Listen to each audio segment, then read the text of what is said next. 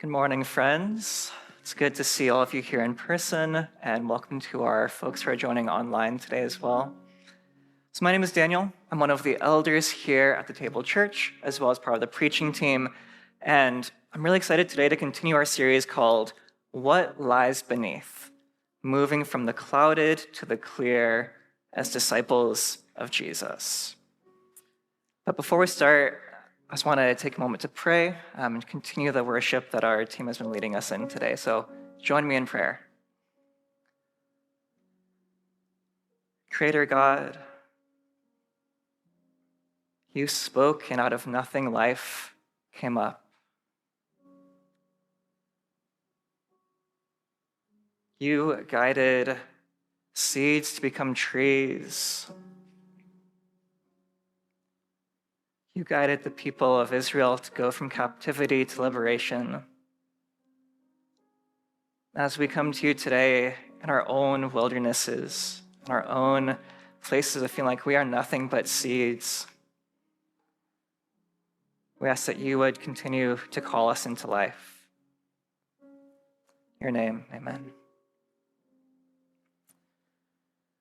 So we are in the 6th week of a series where we've been using this metaphor of an iceberg. So an iceberg has about 10% or so that's visible above the water, 90% that's below it. We've been talking about how that is often the case with us as well, where we only let people see a small fraction of who we really are. Sometimes we only let ourselves see a small piece of who we really are as well. There is 90% of us that we keep hidden, that we don't want to share with other people, that we might not even know is there. So we've been exploring what does it mean to go deeper, to go below the surface. We've talked about how when we go into that deeper, that hidden part of ourselves, that is where God meets us.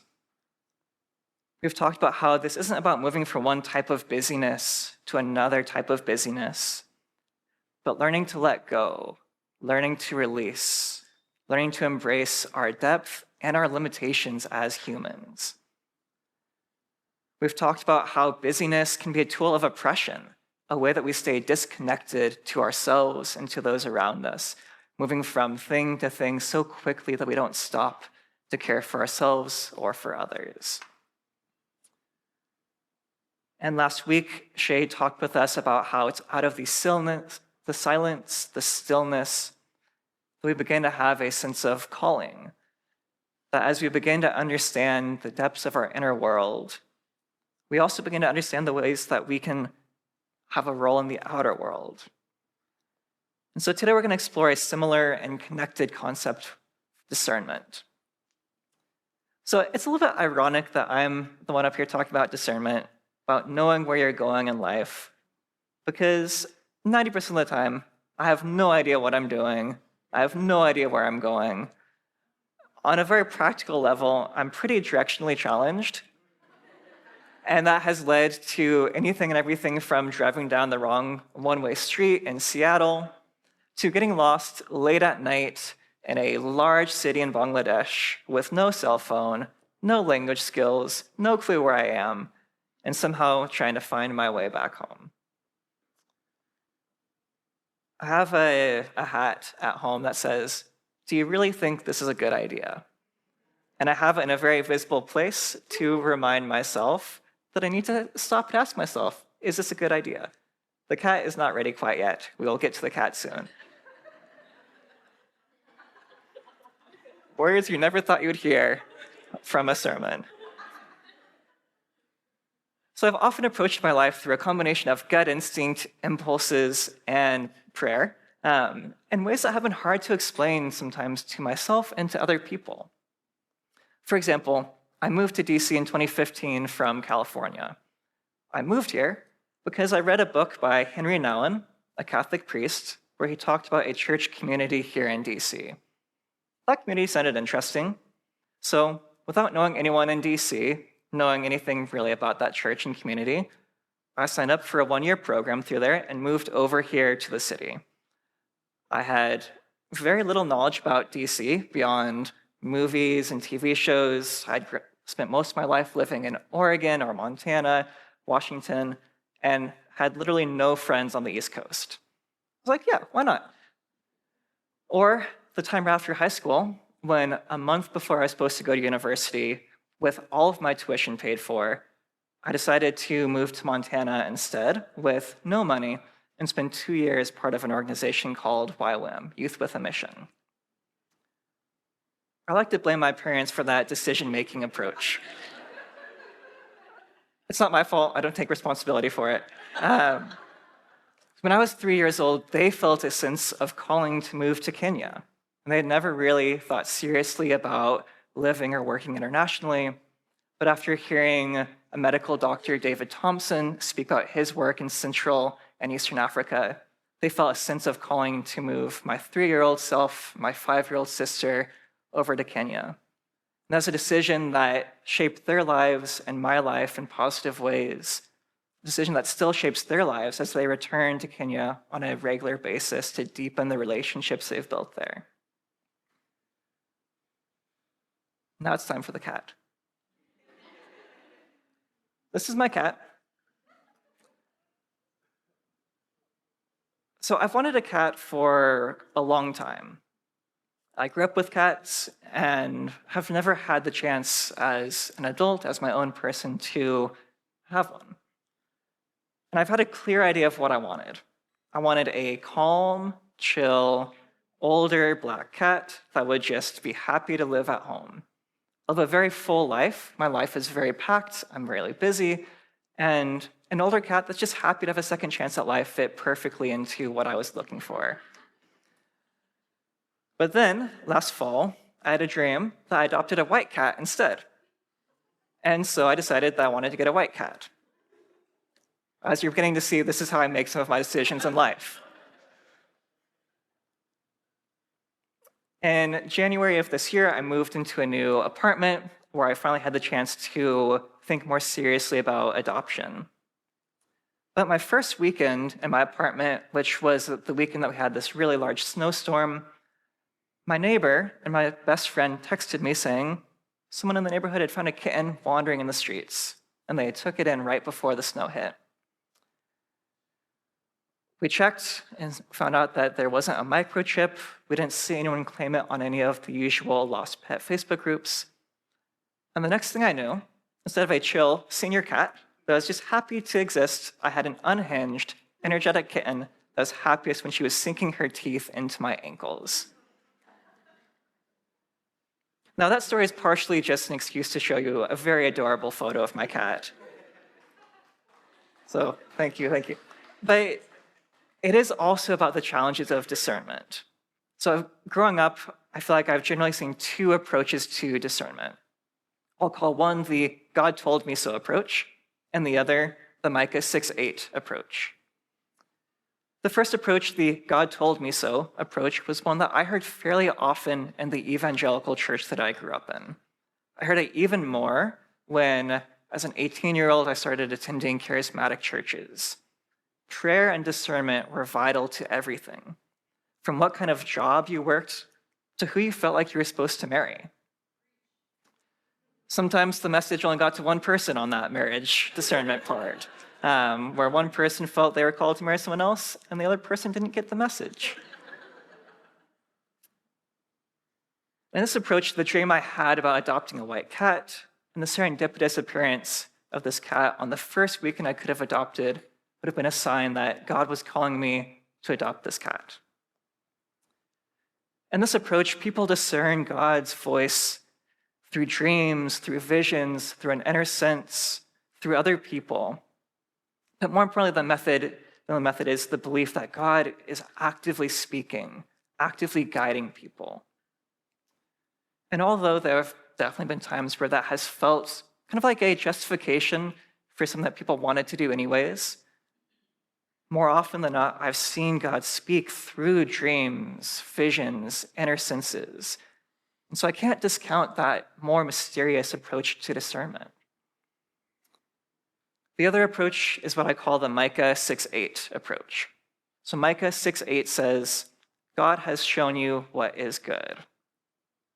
What does the Lord require of you? To act justly, to love mercy, and to walk humbly with your God. This approach to discernment is a bit more matter of fact. It says God has already shown you what is good. God has already given you the guidance that you are looking for and pointed you in the right direction. That direction is justice. That direction is love. That direction is humility. Now, in this approach, I don't really need a dream to decide if I should adopt my cat or not. Instead, I could simply assess the fact that there's a cat on my doorsteps, that the just thing to do is take care of it during a snowstorm. But from there, it's kind of up to me. And that Micah 6:8 approach is one that I've taken more frequently in the last few years. After spending a lot of time following that God told me so approach, I pivoted more towards the Micah 6:8 approach. Honestly, I've pretty much stopped asking God what my calling should be, what I'm supposed to do, and instead simply tried to pay attention to the world, to find ways to practice justice, to show mercy, to be humble. But I found myself in a conundrum there, because I like the mystery of the first approach, the belief that God is actively pointing me in the right direction. And I like the groundedness of the second approach, the belief that God has already pointed me in the right direction. And in this moment in my life, I found myself feeling like I have more questions than answers. I've wondered, should I stay here in DC or go back to Oregon where my family is? Should I keep working at the job I've been at for 6 years or pursue a different career? Should I focus my time and energy on social justice issues that are closer to home, like immigration, or continue advocating for people in Palestine who are facing an ongoing genocide? I can imagine that some of us here might feel similar questions of purpose, wondering what you're called to do, of location and place, of wondering where you're supposed to be. And I hope that today we can talk through some practical ways that you can explore discernment. So we've been using Exodus, and particularly the life of Moses, as our roadmap for moving from the clouded to the clear. And we're going to go back to that story today. So after Moses' exile from Egypt, after his time in the desert, his years of silence and solitude, Moses goes back to his people. He's part of liberating them, and they head out into the wilderness. And so today's scripture will be Exodus 13, 17 through 22, which is also up here on the screen. Now, when Pharaoh let the people go, God did not lead them on the road through the Philistine country, for that was shorter. For God said, if they face war, they might change their minds and return to Egypt. So God led the people around by the desert road toward the Red Sea. The Israelites went up out of Egypt ready for battle. Moses took the bones of Joseph with him, because Joseph had made the Israelites swear an oath. He had said, God will surely come to your aid, and then you must carry my bones up with you from this place. After leaving Succoth, they camped at Etham at the edge of the desert. And by day, the Lord went ahead of them in a pillar of cloud to guide them on their way, and by night, in a pillar of fire to give them light, so they could travel by day or night. Neither the pillar of cloud by day nor the pillar of fire by night left its place in front of the people. This community was on a journey. They were living in an in-between place. They were no longer in Egypt, no longer in captivity, but they weren't yet in the land that God had promised them. They were leaving behind everything they knew, leaving behind the only life that many of them had ever experienced. There might have been a feeling of, what's next? A question of, how do we know where to go? How do we even know that we're going the right way? And the answer came in the form of a pillar of cloud and fire, a grounded mystery that was always present. So some of our sermons here at the table are a bit more theological, where we talk a lot about beliefs and right ways of thinking.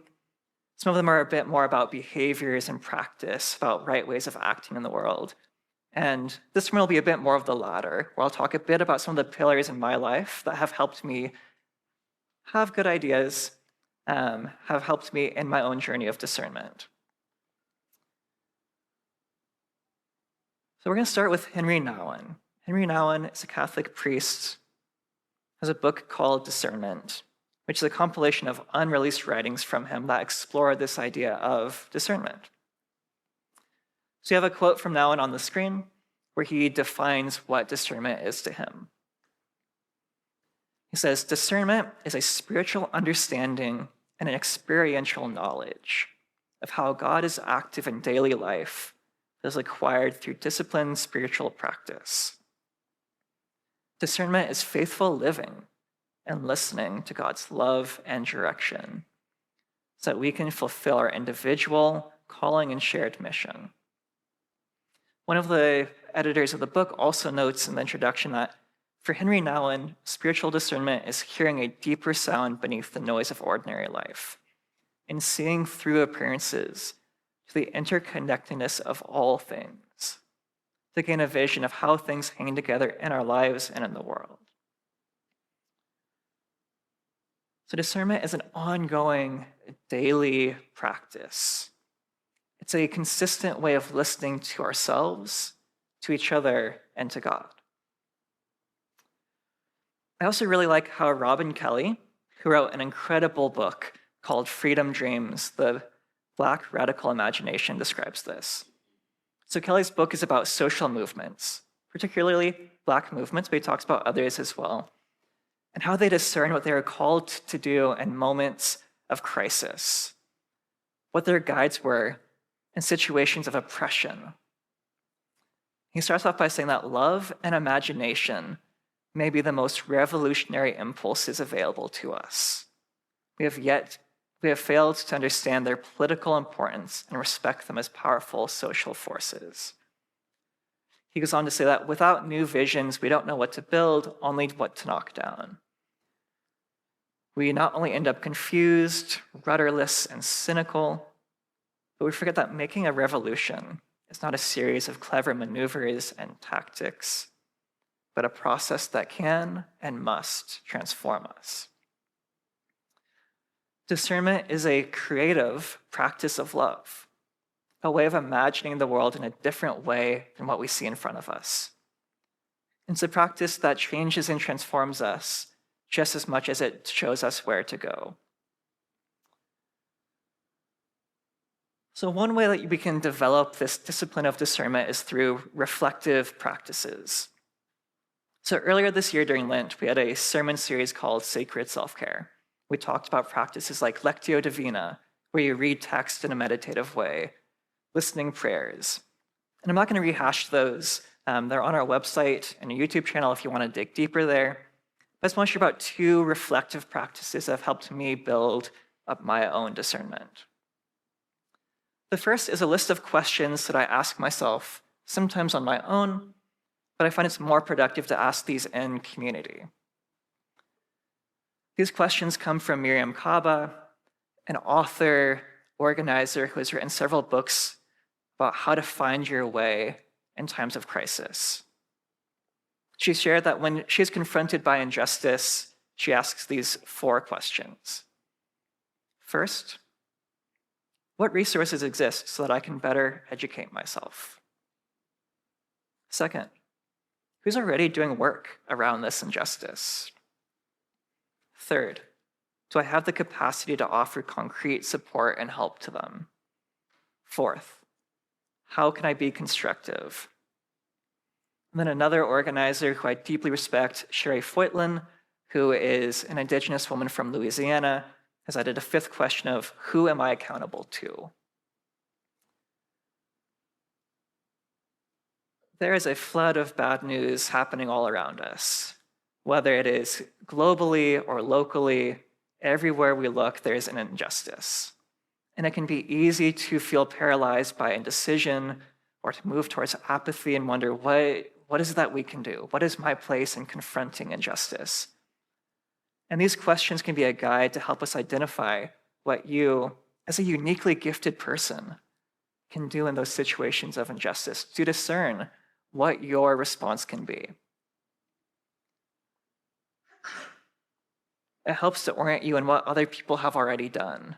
It helps to orient you in who you are accountable to in your community, who can help keep you on track. Another practice is one that I am a little bit surprised to be talking about, but it is grief practices. I don't like feeling sad. Not a big fan of grief. But I think that developing a practice around your grief and your sorrow is a vital tool for developing discernment. So as I mentioned before, I've been in a phase of life where my own sense of discernment has felt really murky. I felt pulled in different directions and really struggled to prioritize where my time and energy goes. I've overcommitted to some things, undercommitted to other things, dropped the ball entirely on some other things, and really just felt like I don't know where I'm going and what I'm doing. Now, every other week, I meet with two friends who I've been organizing alongside for almost a decade now. We talk about life, we talk about how we're doing. And I started talking about how I felt really stretched thin, how I felt like I just don't know what to do next. I'm not sure where to put my time and my energy. I really wanted advice. I wanted them to go through a decision-making matrix with me and help me decide what are the pros and the cons, the cost-benefit analysis. I was ready for all of that. And when I was done talking, my friend simply said, "I didn't really hear much of what you were saying," which is great to hear. That I didn't really hear much of what you were saying because the only thing I could think of was how much grief I felt from you. And I realized that in my hectic pace of trying to unpack what I was supposed to do, I had totally missed that I was carrying a lot of grief around those decisions. A lot of sadness and sorrow was present. And so we began to explore the emotions underneath my indecisiveness. And I realized that I didn't need a decision-making matrix or a cost-benefit analysis or pros and cons at that moment. I needed to dig deeper into why I felt so much grief. I needed to pay attention to that feeling and to listen to God's voice in it. Throughout Exodus, as we've talked about moving from the clouded to the clear, we've seen time and time again that God's message to the people of Israel was, "I have seen your suffering. I know you're suffering. I want to hold that pain with you." When we begin to discern our inner world better, when we understand what's going on inside, that helps us understand what's going on outside as well. And so whether it's through seeing a therapist, through art, through song and dance, or other forms of expression, developing a grief practice, a way that you hold your sadness and sorrow, a way that you let other people see it, a way that you let God see it.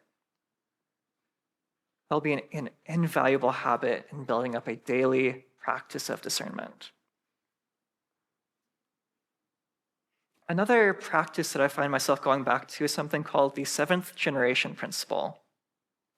So if we can go to the next slide.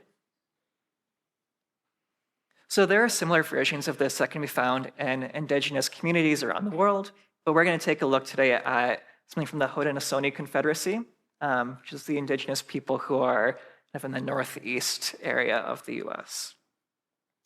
So this text comes from their website where they talk about their values as indigenous peoples.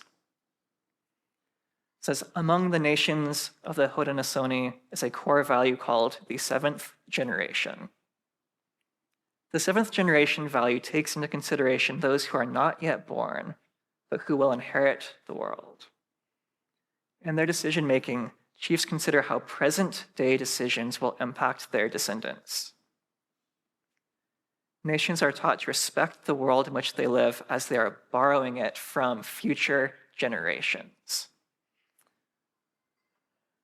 One of the things that I find missing in the God told me so approach, or even the Micah 6:8 approach, is that it's very much about me. So what am I called to do? What am I supposed to do? Where am I supposed to live? Who am I supposed to marry? What kind of purpose am I supposed to have?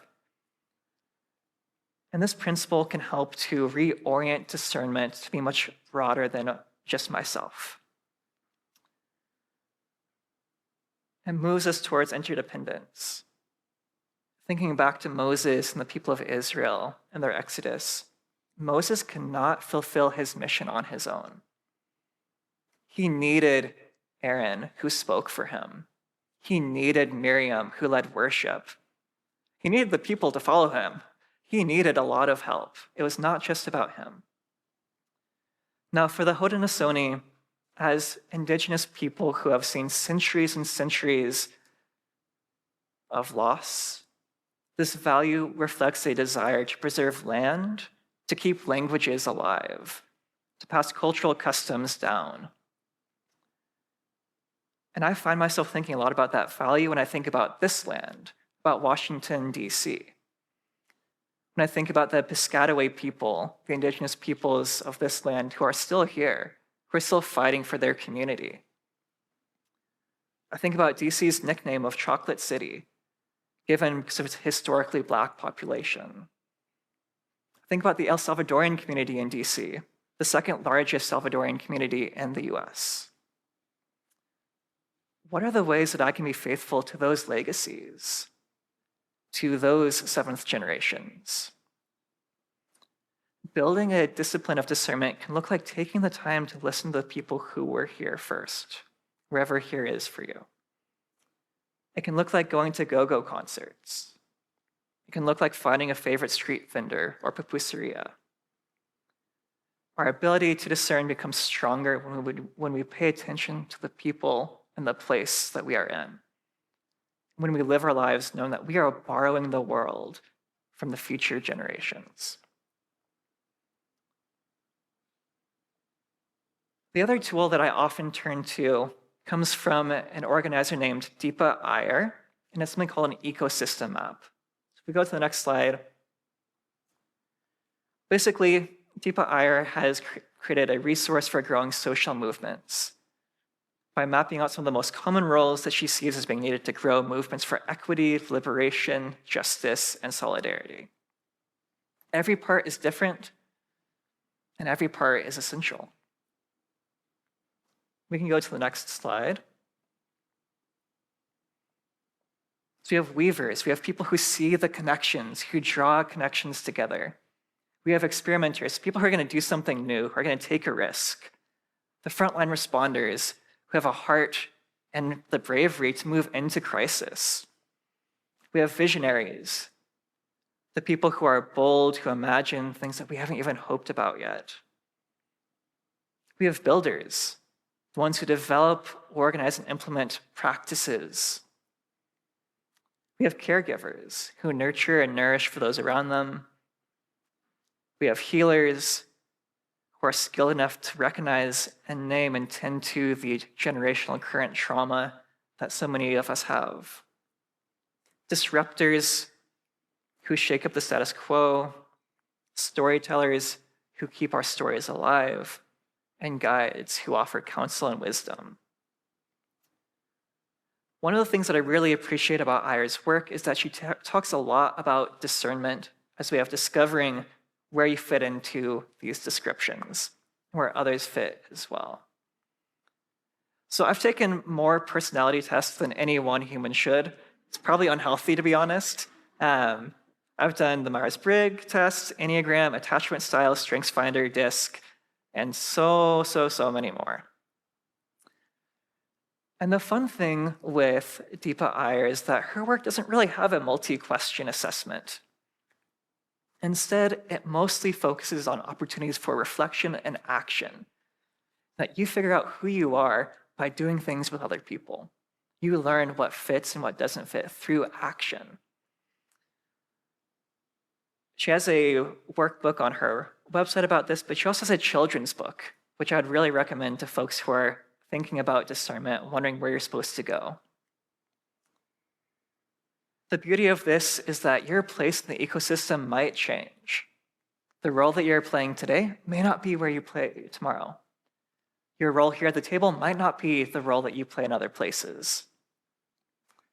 Instead of finding a role, accepting that as your programming, discernment calls us to pay attention to our ecosystem, to the place around us, to notice where we might fit in, where others might as well.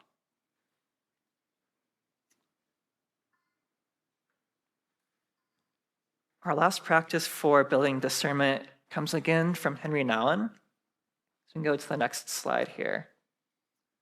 This quote also comes through Nouwen's book, Discernment. It's about nature. So Nouwen says, how do the sun and stars, plants and animals, natural rhythms speak of God's glory, wonder, and ways? I must admit, it has been easier for me to read words on a page than to listen for God's revelation in the natural world and events. It can be said that God's first language is nature, even if God is revealed through our ancient and enduring spiritual texts.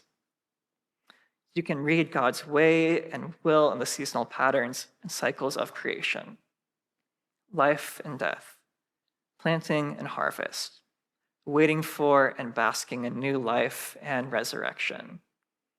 All of nature conceals great secrets that cannot be revealed if we do not listen carefully and patiently to God's hidden language. Nature desires for us to discern the great story of God's love to which it points. The plants and animals with whom we live teach us about birth, growth, maturation, and death, about the need for gentle care, and especially about the importance of patience and hope. Even more profoundly, the properties of water, oil, bread, and wine all point beyond themselves to the great story of our recreation. Food and drink, mountains and rivers, oceans and skies, all become transparent when nature discloses itself to those with eyes to see and ears to hear what the great Spirit of God is saying to us. So that could absolutely be its own full sermon series. Just like building a practice of discernment means paying attention to yourself, to those around you, it also means paying attention to God's first creations. And although I grew up having a deep appreciation, even respect for the natural world, I wouldn't say that I've had a strong relationship with nature. St. Francis, in one of his hymns that he wrote, describes the sun, the moon, wind, water, and fire as siblings. The author of Genesis describes the earth as a co-creator next to God, describes the land as a sacred place that cares for and gives to humanity, just as humanity gives and cares for her. And it's not surprising that this kind of relational language is harder for me to grasp. The dominant worldview and culture around me has actively prevented that kind of connection. Just like building any relationship, developing a relationship with nature where God's first creations can guide and speak takes consistent time and presence. If you're looking for a good resource there, I highly recommend checking out the devotional Rooted by Randy Woodley, which has 100 days of short questions and practices. So discernment is a grounded mystery. It's practical sometimes, it's mysterious other times. But more than anything else, it is about paying attention to the world in front of us, to the people around us, to our own emotions, our own inner world. It's a way of meeting God where we're at, and of letting God meet us where we are, of finding the divine in the ordinary. As we move into a time of communion, I want to encourage us to reflect on how even that very act of communion, of taking bread and drink, of eating and drinking, something that we do every day, is a sacred act, a way of meeting Christ himself. And that as we go throughout today, as we eat and drink, as we do our chores, as we wash dishes, as we go to the pool, if you're one of the families going to the pool, that God is there with you. The Spirit meets you where you are.